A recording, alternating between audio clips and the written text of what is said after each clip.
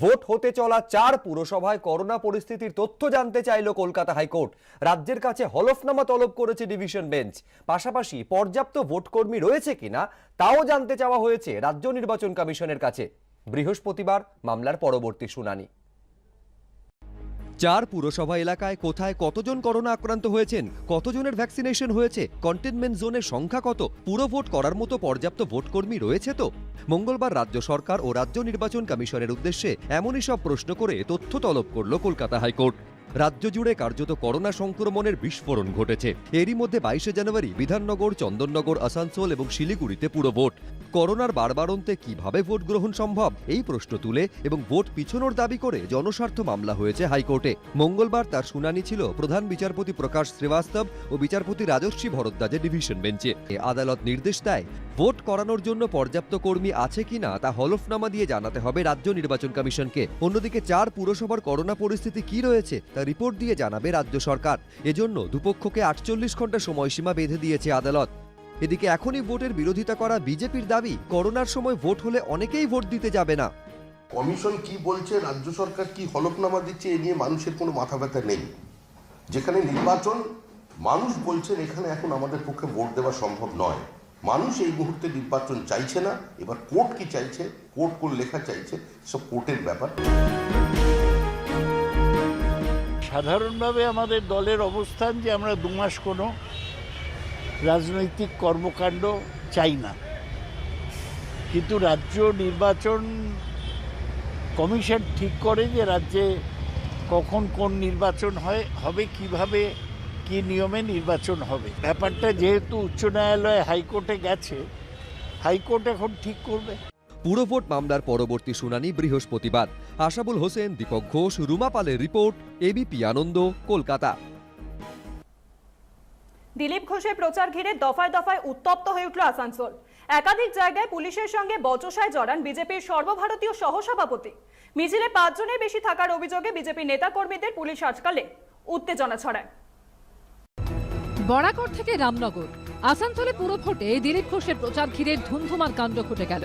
কোথাও বিধিভঙ্গের অভিযোগে বিজেপির সর্বভারতীয় সহসভাপতিকে আটকায় পুলিশ, কোথাও আবার পুলিশকে ধাক্কা মেরে বেরিয়ে যান দিলীপ ঘোষ। মঙ্গলবার সকালে 66 নম্বর ওয়ার্ডে দলীয় প্রার্থীকে নিয়ে প্রচার করছিলেন তিনি। সেই সময় রামনগরে পুলিশ দিলীপ ঘোষের পথ আটকালে উত্তপ্ত পরিস্থিতি তৈরি হয়।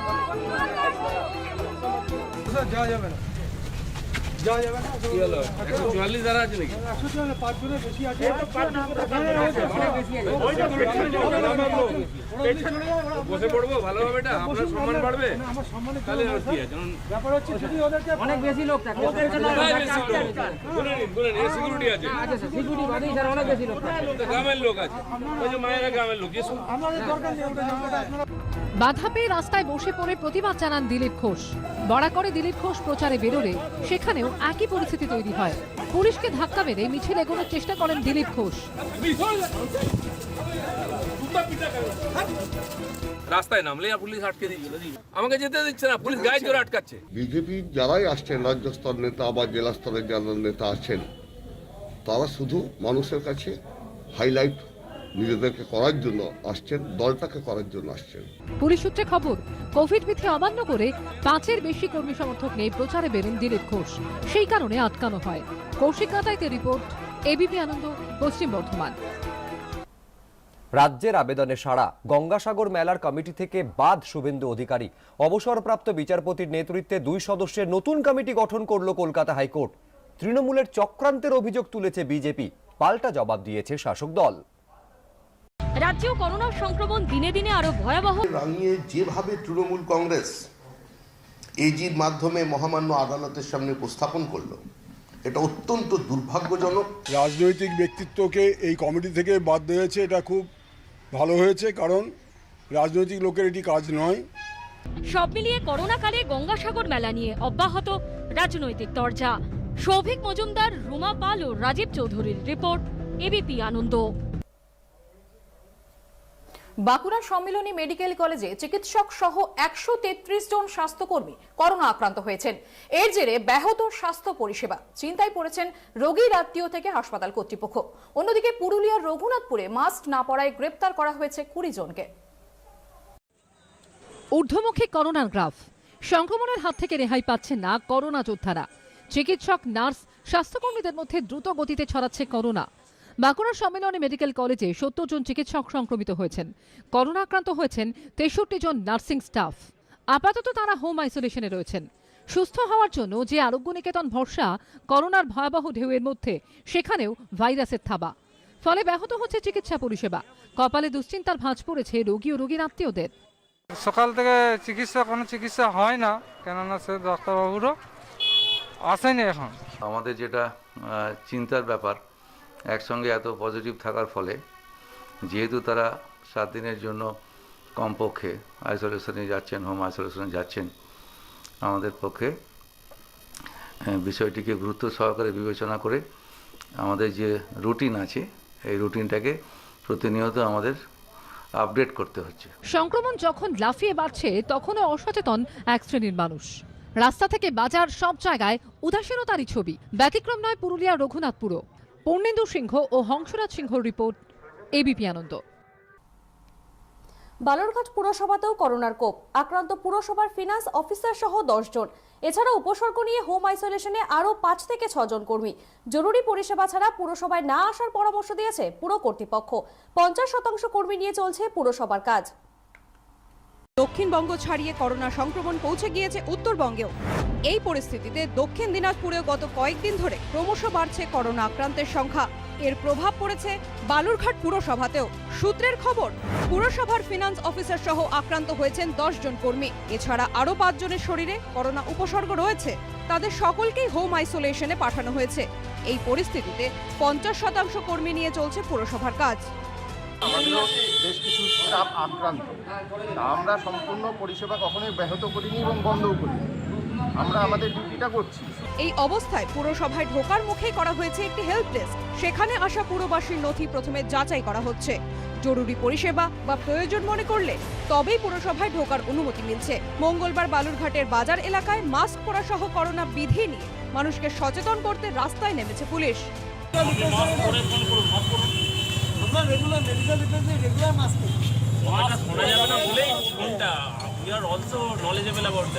প্রশাসন জানিয়েছে এলাকাবাসীকে সচেতন করতে এই ধরনের অভিযান আরও চলবে। মুন্না আগরওয়ালের রিপোর্ট, এবিপি আনন্দ, দক্ষিণ দিনাজপুর।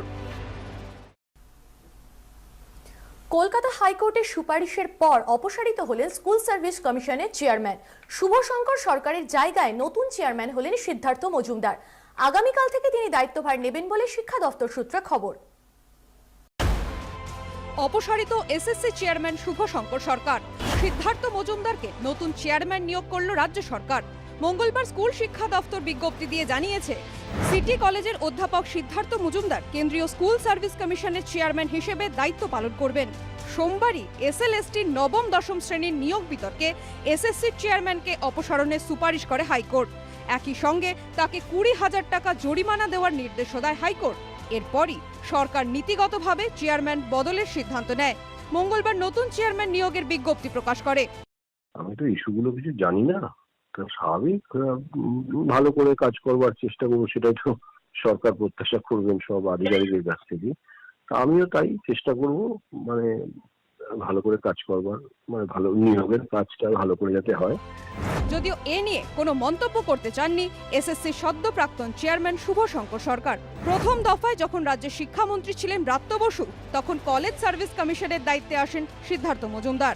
দ্বিতীয় দফায় ব্রাত্য বসু শিক্ষামন্ত্রী হওয়ার পর এবার স্কুল সার্ভিস কমিশনের দায়িত্বে এলেন সিটি কলেজের অর্থনীতির অধ্যাপক। সরকারি সূত্রে খবর, অপসারিত এসএসসি চেয়ারম্যানকে অন্য কোনো গুরুত্বপূর্ণ পদে আনার চিন্তা ভাবনা করছে সরকার। কৃষ্ণেন্দু অধিকারী, এবিপি আনন্দ, কলকাতা। ভর সন্ধ্যায় ঝড়ে লণ্ডভণ্ড পশ্চিম মেদিনীপুরের খড়গপুরের বসন্তপুর। বিদ্যুতের খুঁটি উল্টে বিদ্যুৎহীন গোটা এলাকা।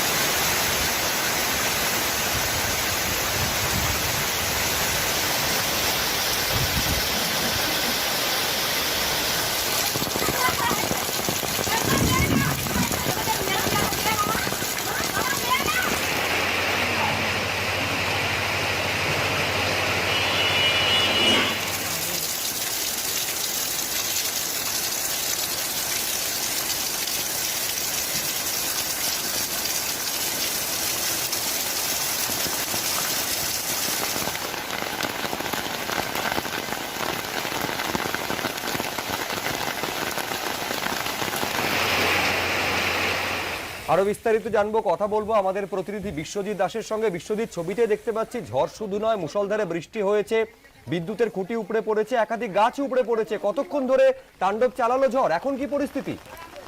হ্যাঁ সুরজিৎ, তোমাকে বলে রাখছি, আবহাওয়া দপ্তর প্রথম থেকে বলে রেখেছিল কি ঝড় বৃষ্টির কথা। আজকে ঠিক ভোর সন্ধ্যায়, ঠিক সন্ধ্যার মুখে 2 মিনিটের খালি ঝড় হয়। সেই ঝড়ের জন্য এলাকায় বিভিন্ন গাছ, দীর্ঘ পুরাতন এই গাছ হঠাৎ করে এই ঝড়ে পড়ে পুরো লন্ডভন্ড করে দেয় এলাকা, এবং এই ঝড়ের কারণে কয়েকটা বাড়ির ছাদ উড়ে যায়, অ্যাডভেস্টার উড়ে যায়, এবং এলাকায় যে বিদ্যুৎ খুঁটি ছিল সেই বিদ্যুৎ খুঁটি হঠাৎ করে ভেঙে যায়, তার ছিঁড়ে যায়, এবং ওই এলাকার যে ট্রান্সফরমার ওই মাটিতে পড়ে এই ঝড়ের জন্য, এবং পুরো রাত আজকে লোডশেডিং থাকবে বলে এলাকার লোকেদের যে জানানো হয়েছে। এবং এই মুহূর্তে ওখানে পরিস্থিতি প্রশাসনের পক্ষ থেকে লোক পৌঁছেছেন এবং খুব তাড়াতাড়ি কাজ হয়ে যাবে বলে তারা অতি দ্রুতভাবে কাজ চালাচ্ছেন। শুভ্রজিৎ, ধন্যবাদ বিশ্বজিৎ।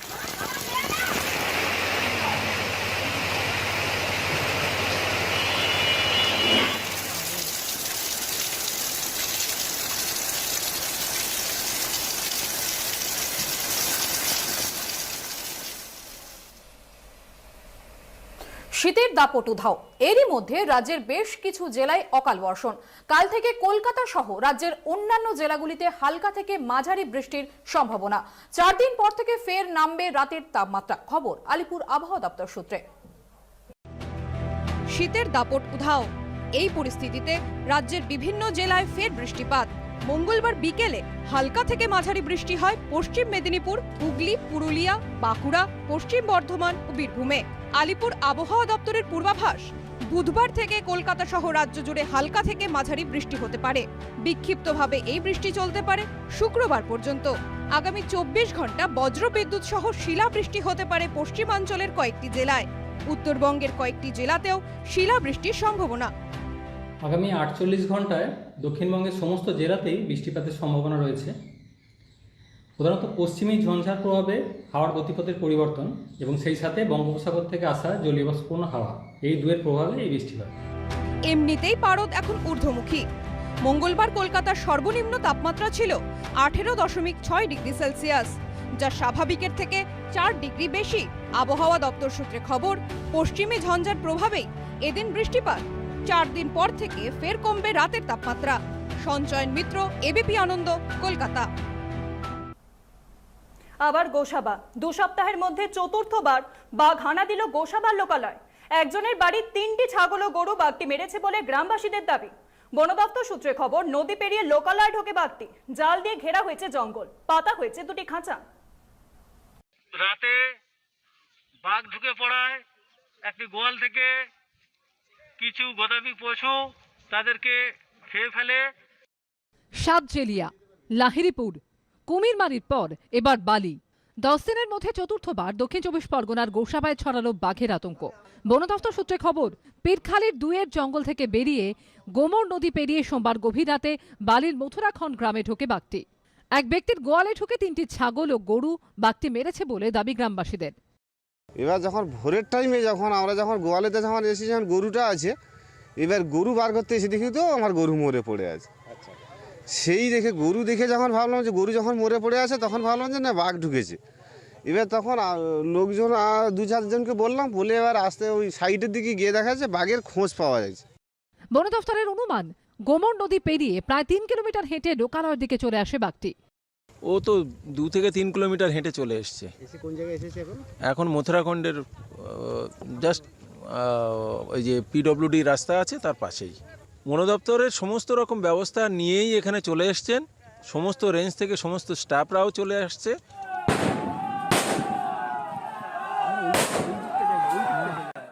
গ্রাম লাগোয়া জঙ্গলের প্রায় 1 কিলোমিটার এলাকা জাল দিয়ে ঘেরা হয়েছে। এলাকায় সচেতনতামূলক প্রচার শুরু করেছে প্রশাসন। শান্তনু নস্করের রিপোর্ট, এবিপি আনন্দ, দক্ষিণ 24 পরগনা। আনন্দ লাইভ আজকের মতো এ পর্যন্তই। আবার আপনাদের সঙ্গে দেখা হচ্ছে আগামীকাল ঠিক রাত 10টায়। একটু পরেই নেহার সঙ্গে দেখুন 1 ডজন গল্প। চোখ রাখুন এবিপি আনন্দে।